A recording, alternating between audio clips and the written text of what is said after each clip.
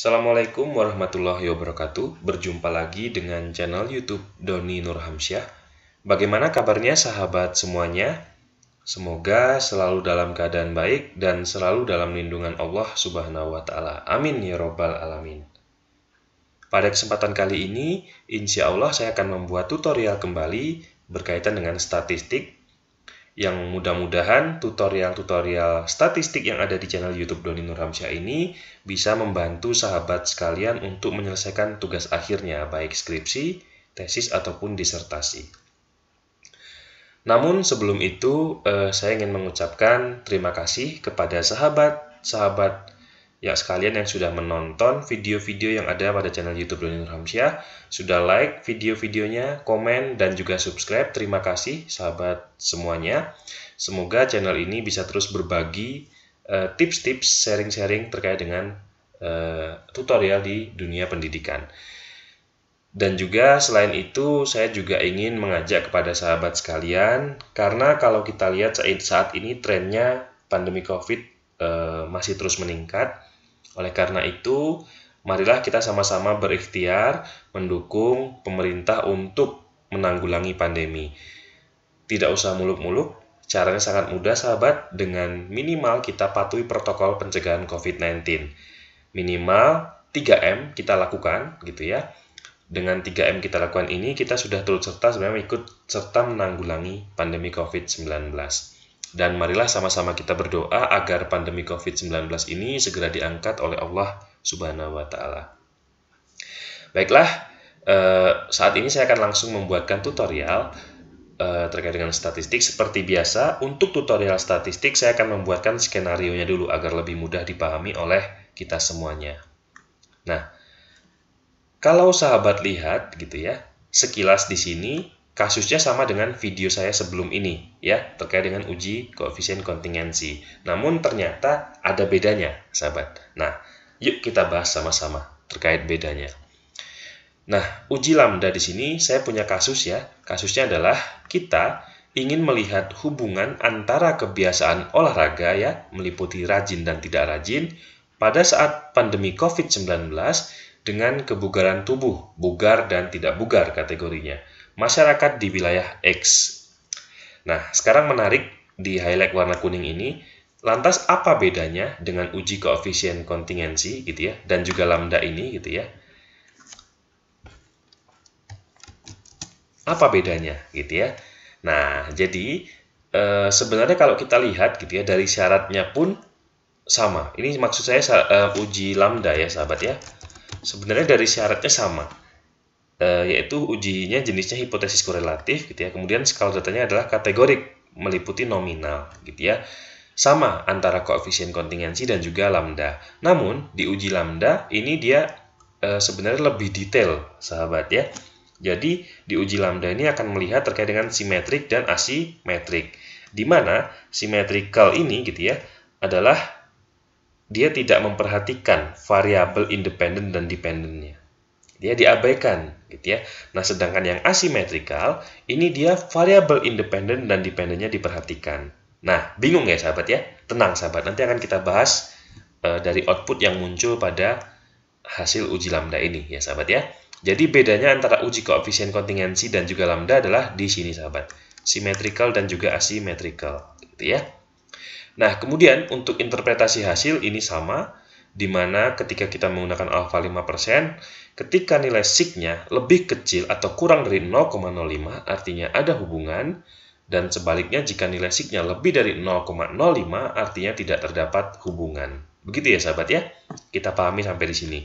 Baiklah, untuk dalam pemahaman kita langsung saja masuk ke SPSS-nya. Nah, di sini saya sudah menginput sebanyak 30 data orang responden ya, meliputi dua variabel, independennya olahraga, dependennya kebugaran. Nah, apabila sahabat memang masih belum memahami terkait dengan proses input data pada SPSS, sahabat bisa lihat video saya sebelumnya.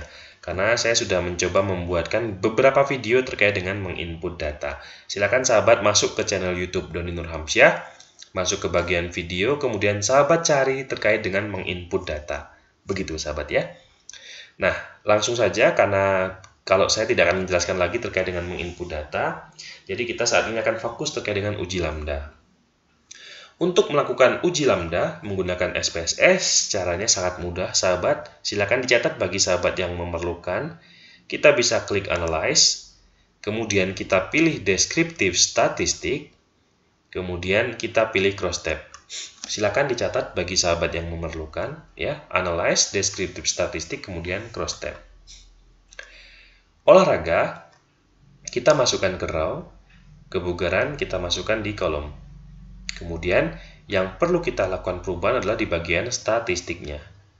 Kita pilih uji lambda di sini ya, checklist yang lambda. Kemudian kita klik OK atau continue. Pada bagian exact, cell, format, dan bootstrap dibiarkan saja. Setelah kita pastikan di statistik terchecklist di bagian lambda, kita bisa langsung klik OK. Nah, maka akan muncul tampilan seperti ini sahabat ya, output dari uji lambda menggunakan SPSS. Seperti biasa, untuk membaca output SPSS kita harus mulai dari Case Processing Summary-nya. Di mana Case Processing Summary ini adalah untuk melihat apakah terdapat missing data dari input data yang kita lakukan, gitu ya. Nah, kita bisa lihat di sini, missing, N-nya 0 atau persennya 0%. Artinya, dari proses input data yang kita lakukan tadi tidak terdapat missing data atau tidak terjadi kesalahan gitu ya, sehingga kita bisa menginterpretasi dari output ini gitu ya. Kalau misalnya kita melakukan analisis ini atau uji ini kemudian ada missing di sini, misalnya N-nya 2 atau 3 atau 4, maka output di bawah ini menjadi tidak valid sahabat. Jadi kita harus kembali ke tadi data view untuk mengecek di bagian manakah missing itu adanya gitu ya. Tapi ketika datanya sudah 0 missing, maka kita bisa melanjutkan ke pembacaan yang berikutnya. Nah, untuk uji lambda, outputnya akan selalu menyertakan terkait dengan data cross tabulation atau tabulasi silang. Nah, ini nanti bisa sahabat gunakan ya untuk menyelesaikan atau membuat pembahasan pada tugas akhirnya. Saya tidak akan membahas lagi terkait dengan cross tabulation ini. Nah, sesuai dengan judul, kita adalah uji lambda tadi yang saya bilang ya sahabat ya. Uji lambda itu berbeda dengan koefisien kontingensi. Kalau koefisien kontingensi dia langsung saja ya munculkan nilai sig-nya. Nah, kalau di uji lambda tadi seperti yang saya sampaikan memperhatikan symmetrical dan asymmetrical. Saya ulangi kembali, symmetrical adalah dia tidak memperhatikan variabel independen dan juga dependennya. Sedangkan asymmetrical itu dia memperhatikan variabel independen dan juga independennya. Coba kita aplikasikan pemaknaan ini di outputnya ya sahabat. Nah, symmetrical. Di sini kita lihat uji lambda symmetrical gitu ya.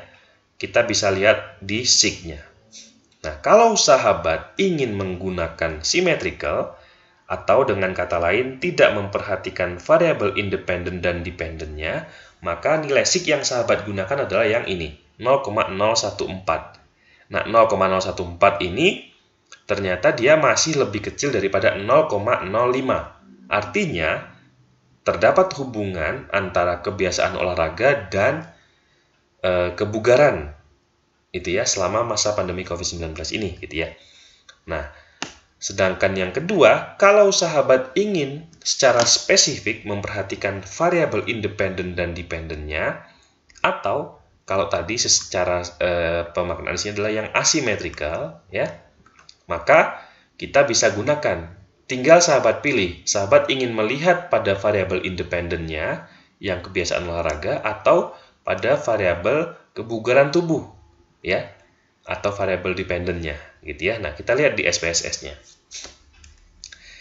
Kalau sahabat ingin melihat yang olahraga, ya, olahraga, maka gunakan output yang 0,094 ini, gitu ya, sebagai pemaknaan. Tapi kalau sahabat ingin menggunakan yang kebugaran, maka sahabat gunakan output yang 0,002, gitu. Jadi inilah bedanya ya. Kalau uji koefisien kontingensi dia hanya muncul satu sig. Kalau di uji lambda dia bisa memunculkan 2 atau 3 sig sekaligus gitu ya. Tapi kalau kita bagi menjadi dua secara garis besar, ada symmetrical dan asymmetrical. Saya ulangi lagi, symmetrical adalah tidak memperhatikan variabel independen dan juga dependennya. Kalau yang asymmetrical, itu kita memperhatikan variabel independen dan juga dependennya. Begitu ya sahabat ya. Silakan sahabat gunakan pemaknaannya untuk karya ilmiah sahabat semuanya. Baiklah, semoga penjelasan singkat ini bisa dipahami oleh sahabat semuanya. Apabila memang masih terdapat kebingungan, silahkan sahabat tuliskan pertanyaan di kolom komentar, atau sahabat juga bisa DM ke Instagram. Nanti insya Allah kita bisa berdiskusi bersama sahabat ya. Semoga tutorial yang singkat ini bisa membantu sahabat semuanya untuk menyelesaikan tugas akhirnya. Dan saya juga mendoakan kepada sahabat yang saat ini sedang berjuang menyelesaikan tugas akhirnya, semoga diberikan kemudahan dan kelancaran oleh Allah Subhanahu wa Ta'ala. Amin ya Rabbal Alamin.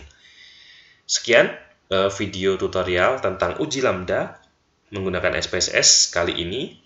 Semoga bermanfaat. Silahkan apabila sahabat ingin share video-video ini, saya persilakan. Barangkali ada sahabat-sahabat kita yang membutuhkan tutorial-tutorial ini. Terima kasih sahabat yang sudah setia menonton video-video pada channel YouTube Doni Nurhamsyah, yang sudah like, komen, dan juga subscribe. Terima kasih banyak sahabat sekalian. Mudah-mudahan bisa membantu proses belajar dari rumah kita semuanya. Kurang lebihnya mohon maaf. Saya akhiri dengan billahi taufiq wal hidayah. Wassalamualaikum warahmatullahi wabarakatuh. Insya Allah sampai jumpa pada video-video selanjutnya.